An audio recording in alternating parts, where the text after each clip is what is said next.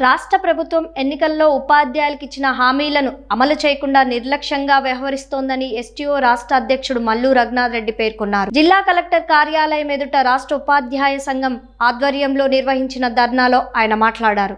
కూటమి ప్రభుత్వం ఎన్నికల సమయంలో ఉపాధ్యాయులకు ఇవ్వాల్సినటువంటి ఐఆర్ బకాయిలు చెల్లిస్తామని, సిపిఎఫ్ స్థానంలో ఆమోదయోగ్యమైన పెన్షన్ అమలు చేస్తామని ఇంతవరకు అమలు చేయడం లేదని ఆయన తెలిపారు. గత ప్రభుత్వం పెండింగ్లో పెట్టినటువంటి 24,000 కోట్ల బకాయిలను చెల్లిస్తామని చెప్పారని ఆయన తెలిపారు. ప్రస్తుతం ఆ బకాయిలన్నీ సుమారు 34,000 కోట్లకు చేరాయని ఆయన అన్నారు. ఉద్యోగ ఉపాధ్యాయుల న్యాయమైన కోరికలు పరిష్కరించకపోతే అసెంబ్లీని ముట్టడించడానికి కూడా వెనుకాడమని రఘునాథ్ రెడ్డి తెలిపారు. కార్యక్రమంలో ఉపాధ్యాయులు పాల్గొన్నారు. రాష్ట్ర ప్రభుత్వము 20 నెలలకు ముందు అధికారంలోకి రాకముందు ఏవైతే మేనిఫెస్టోలో ఉద్యోగ ఉపాధ్యాయ పెన్షన్లకు హామీలు అమలు చేస్తామని మేనిఫెస్టోలో తెలియజేసిందో, మరి 20 నెలల కాలం పూర్తయినప్పటికీ ఏ ఒక్క డిమాండ్ మీద కూడా పూర్తి స్థాయిలో అమలు చేయనటువంటి పరిస్థితుల్లో రాష్ట్ర ఉపాధ్యాయ సంఘ పరంగా 3 దశల పోరాటానికి పిలుపు ఇవ్వడం జరిగింది.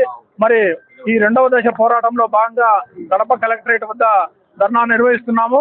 మరి ప్రభుత్వం మేనిఫెస్టోలో ఏదైతే మొట్టమొదటి హామీగా అమలు చేస్తామని చెప్పిందో 12వ పిఆర్సీ కమిటీని అధికారంలోకి వచ్చిన వెంటనే ఏర్పాటు చేస్తామని చెప్పి, అంతేకాకుండా అధికారంలోకి వచ్చిన వెంటనే ఐఆర్ను మంజూరు చేస్తామని చెప్పి, అదేవిధంగా ఉద్యోగులకు ఇవ్వాల్సినటువంటి బకాయిలు ఏవైతే ఉన్నాయో వాటన్నిటి కూడా సకాలంలో చెల్లిస్తామని చెప్పి, అదేవిధంగా సిపిఎస్ స్థానంలో ఆమోదయోగ్యమైనటువంటి పెన్షన్ విధానాన్ని అమలు చేస్తామని చెప్పి, మరి పెన్షనర్లకు సంబంధించినటువంటి పెన్షన్ కార్పొరేషన్ ఏర్పడి సకాలంలో పెన్షన్లు ఇవన్నీ కూడా చెల్లిస్తామని చెప్పి అనేక హామీలు ఇచ్చినప్పటికీ ఏ ఒక్క డిమాండ్ కూడా పూర్తిగా నెరవేర్చున్నటువంటి పరిస్థితి. మరి గత ప్రభుత్వం 23,000 కోట్లు బకాయిలు పెట్టిపోయింది, మేము వాటిని పరిష్కరిస్తున్నామని చెప్పి చెప్తున్నారు. కానీ ఈ 20 నెలల కాలంలో ఈ బకాయిలన్నీ కూడా దాదాపు 34,000 కోట్లకు చేరినటువంటి పరిస్థితి. అంతేకాకుండా సిపిఎస్ రద్దు చేసి మెరుగైనటువంటి పెన్షన్ విధానం ఇస్తామంటే అన్నటువంటి ముఖ్యమంత్రి గారు ఇంతవరకు కూడా ఏ రోజు కూడా మమ్మల్ని చర్చలకు పిలిచినటువంటి పరిస్థితి లేదు. అంతేకాకుండా సెంట్రల్ గవర్నమెంట్ ఏదైతే 57 మెమో ద్వారా 2004 ముందు నోటిఫికేషన్ ద్వారా నియమించబడిన వాళ్ళందరికీ కూడా ఓల్డ్ పెన్షన్ అనేది అమలు చేస్తూ ఉంది. చుట్టుపక్కల ఉన్నటువంటి 16 రాష్ట్రాలు కూడా అమలు చేస్తున్నాయి. మన రాష్ట్రంలో మాత్రము 5 సంవత్సరాలుగా ఉద్యోగుల ఉపాధ్యాయుల వివరాలు తీసుకుంటున్నారు తప్ప 57 మెమోను అమలు చేయనటువంటి పరిస్థితి. మరి ఇప్పటికైనా ఏవైతే పెండింగ్ సమస్యలు ఉన్నాయో ఈ పెండింగ్ సమస్యలన్నిటి మీద కూడా ప్రభుత్వం తక్షణమే స్పందించి వాటికి సంబంధించినటువంటి ఉత్తర్వులు విడుదల చేయాలని, లేదంటే ఫిబ్రవరి 25వ తేదీన చలో విజయవాడ కార్యక్రమం సందర్భంగా అవసరమైతే అసెంబ్లీని ముట్టడించడానికి కూడా సిద్ధంగా ఉన్నాం. ఇప్పటికైనా ప్రభుత్వం స్పందించి ఉద్యోగుల ఉపాధ్యాయుల న్యాయమైనటువంటి డిమాండ్లు ఏవైతే ఉన్నాయో వాటిని సత్వరం పరిష్కరించాలని చెప్పి, అంతేకాకుండా కోవిడ్ సమయంలో రాష్ట్ర వ్యాప్తంగా దాదాపు 950 మంది ఉపాధ్యాయులు చనిపోతే వారి వారసులకు ఇవ్వాల్సినటువంటి కారుణ్య నియామకాలు కూడా ఇంతవరకు పరిష్కారం కానటువంటి పరిస్థితి. రోడ్లలో రోజు ఆందోళన చేస్తున్నప్పటికీ కూడా ఉప ముఖ్యమంత్రి గారు కానీ ముఖ్యమంత్రి గారు కానీ వాటి మీద గతంలో ఇచ్చినటువంటి హామీని కూడా నిలబెట్టుకోకుండా రోడ్డులో తిరిగేటటువంటి పరిస్థితిగా చేస్తున్నారు. ఈ కారుణ్య నియామకాల మీద కూడా వీలైనంత త్వరగా న్యాయమైనటువంటి ఆ డిమాండ్ను పరిష్కరించాలని చెప్పి, లేకపోతే ఫిబ్రవరి 25వ తేదీన చేపట్టబోయేటటువంటి ఆ ఉద్యమ కార్యాచరణలో భాగంగా చలో విజయవాడ కార్యక్రమాన్ని కూడా పెద్ద ఎత్తున చేపట్టి ప్రభుత్వం దిగి వచ్చే విధంగా ఉద్యమ కార్యాచరణ కొనసాగిస్తున్నాం. నా పేరు సంగమేశ్వర రెడ్డి, ఎస్టీయు కడప జిల్లా అధ్యక్షుడిని. ఈరోజు రాష్ట్రం ఈ ప్రభుత్వపు రాజకీయ ఏదైతే ఎన్నికల్లో రాజకీయ హామీలు ఏదైతే ఇచ్చిందో 2024 సాధారణ ఎన్నికల్లో ఆ మేనిఫెస్టో అమలు కొరకు దశలవారీ పోరాటంలో భాగంగా 2వ దశలో భాగంగా ఈరోజు కడప కలెక్టరేట్ వద్ద ధర్నా నిర్వహిస్తున్నాము. ప్రధానంగా ఆ రోజు గత పాలకులు 11వ పిఆర్సీ రివర్స్ పిఆర్సీ ఇచ్చారు. మేము అధికారంలోకి రాగానే 12వ పిఆర్సీ సక్రమంగా ఇచ్చి సమయానికి ఆలస్యమయ్యే పరిస్థితుల్లో మధ్యంతర భృతి కూడా ఈ రాష్ట్ర ప్రభుత్వ ఉద్యోగ ఉపాధ్యాయులకు ఇస్తామని చెప్పి ఆనాడు ఈ ప్రస్తుత ముఖ్యమంత్రి ఎన్నికల్లో హామీ ఇవ్వడం జరిగింది. అలాగే 32,000 కోట్ల బకాయిలు నేటికి కూడా పెండింగ్ బకాయిలుగా ఉన్నాయి. వాటిని కూడా ఈరోజు చెల్లించే పరిస్థితి లేదు. చనిపోయిన ఉద్యోగ ఉపాధ్యాయులకు సంబంధించిన మట్టి ఖర్చులు కూడా ఇచ్చే పరిస్థితి లేదు. దాదాపు సంవత్సరంన్నర కాలంగా పదవీ విరమణ పొందిన ఉపాధ్యాయులకు ఉద్యోగులకు గ్రాట్యుటీ 16 లక్షల రూపాయలు గ్రాట్యుటీ చెల్లించాలి. ఇంతవరకు కూడా గ్రాట్యుటీ చెల్లించే పరిస్థితి లేదు.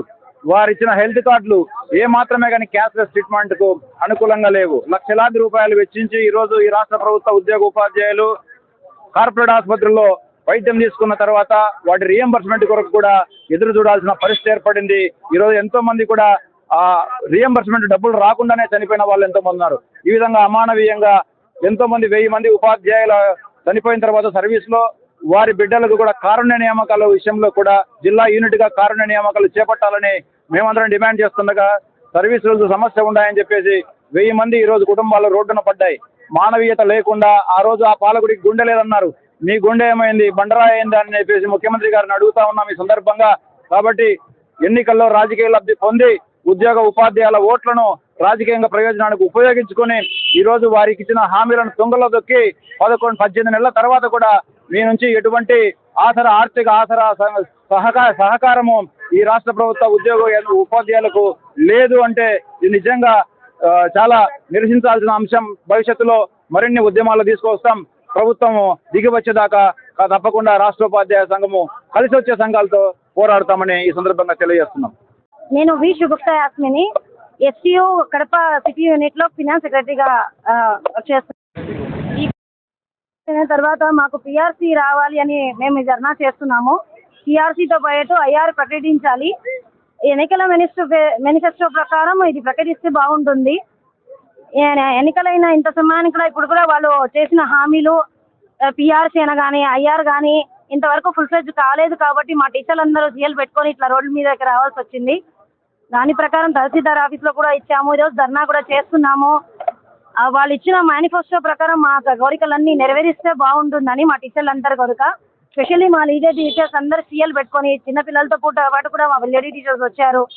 ఇదంతా జరగకుండా మేనిఫెస్టో ప్రకారం మాకు ప్రకటించినట్టు పిఆర్సీ ఐఆర్ డిఏ 1 ప్రకటించి సిపిఎస్ కాకుండా ఓపీఎస్గా కన్వర్ట్ చేసి దాన్ని ప్రకటిస్తే బాగుంటుందని మేమందరం గవర్నమెంట్ని కోరుకుంటున్నాము. నా పేరు ఖమ్మం బాలగంగిరెడ్డి, రాష్ట్ర సీనియర్ నాయకులు ఎస్టీయూ. రాష్ట్రంలో ఎన్నికల హామీలలో ప్రభుత్వం అనేక హామీలు ఉద్యోగ ఉపాధ్యాయులకు ఇచ్చింది. ఆ తర్వాత అధికారంలోకి వచ్చింది. నేటికి 20 నెలలు దాటుతున్నా కూడా ఇప్పటి వరకు కూడా మా యొక్క బకాయిల పైన కానీ పిఆర్సీ పైన కానీ ఐఆర్ పైన కానీ ఎటువంటి నిర్ణయం ఆలోచన కూడా చేయకపోవడం చాలా దారుణంగా భావిస్తున్నాం. అలాగే పెన్షనర్స్కు రిటైర్డ్ అయిన వాళ్ళ యొక్క గ్రాట్యుటీ కూడా సంవత్సరాలు పడతా ఉంది. మరి ఈఎల్స్ అయితే 23లో ఈఎల్స్ పెట్టుకుంటే నేటికి కూడా ఈఎల్స్ పెండింగ్లోనే ఉన్నాయి. ఎవరికి కూడా ఇంతవరకు ఇవ్వలేదు. మరి ఆనాడు 30,000, 20,000, 23,000 కోట్లు ఉన్నటువంటి బకాయిలు ఈరోజు 34,000 కోట్లకు బకాయిలుగా రావడం జరిగింది. మరి ఆ ప్రభుత్వం పెట్టిన పెండింగ్లు మేము ఇప్పుడు ఇస్తున్నామని చెప్పారు. మరి ఈ ప్రభుత్వం వచ్చిన తర్వాత కూడా మరి ఇంకా 10,000 కోట్లు అంటే దాదాపుగా మొత్తం 34,000 కోట్ల బకాయిలు ఉద్యోగ ఉపాధ్యాయ వర్గాలకు ఈరోజు ఇవ్వాల్సింది. మామూలుగా ఉపాధ్యాయుడు కేవలం ఇప్పుడు ఒక ఇంక్రిమెంట్తోనే బతుకుతున్నాడు. ఏ విధమైనటువంటి బకాయిలు కానీ పిఆర్సీ కానీ ఇవ్వడం లేదు. ఈరోజు పిఆర్సీ పదవి దాటిపోయి 30 నెలలు అవుతోంది. 2023 జూలైలో ఇవ్వాల్సినటువంటి పిఆర్సీని మరి నేటికి కూడా ఆలోచన చేయకపోవడం, మరి కమిటీని వేస్తే ఐఆర్ కింద వస్తుందని కమిటీని కూడా రద్దు చేయడం జరిగింది. నేటికి కూడా మరి పిఆర్సీ కమిటీని నియమించలేదు. మరి ఇంత అన్యాయమైనటువంటి పరిస్థితి ఉద్యోగ ఉపాధ్యాయులకు ప్రభుత్వం చేస్తా ఉంది. హామీలు ఇవ్వకపోవడం దారుణం. మరి మేనిఫెస్టోలో ఉన్నటువంటి హామీలను అమలు చేసి ఉద్యోగ ఉపాధ్యాయులకు న్యాయం చేయాలని రాష్ట్రోపాధ్యాయ సంఘం తరఫున కోరుచున్నాం సార్.